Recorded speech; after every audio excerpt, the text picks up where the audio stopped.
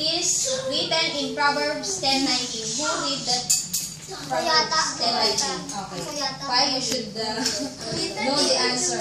See, lahat ng mga tanong ko, kayong mga babaeng bumasa. Kay Esther, sa'yo, kay sa lalaki, wala.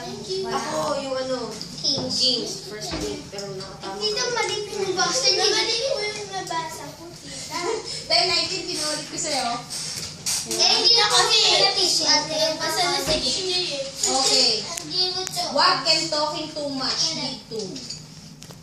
What can talking too much lead to? Saan daw tayo dadalhin ng 5 minutes? Dadaldal. Sa sin. Wala pa ako.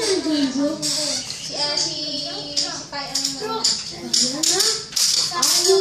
Orange.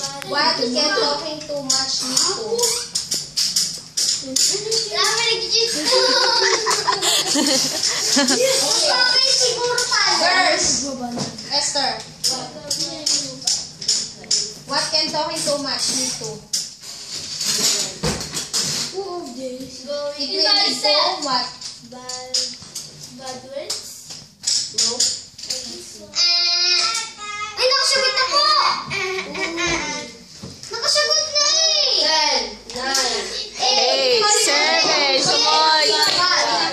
Bad words. Okay, correct. Nakasagot na kasi! Galit lang? What is the score? 4. Okay, eto magandang laban, tiebreaker. Okay, tiebreaker. This is the tiebreaker. Eto binanggit ko kanina. Last question. Tiebreaker. 4-4. So, wait for the signal. Ayoko na malaman ko kung Meron na may Okay. What is unwholesome talk? Go.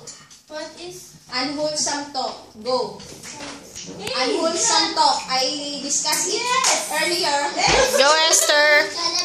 Go! Anybody can raise his or her hand.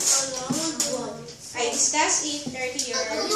Oh. That's why I told you to remember. Iyan ang yung Tagalog. What is unwholesome talk? It is in Ephesians 4:29.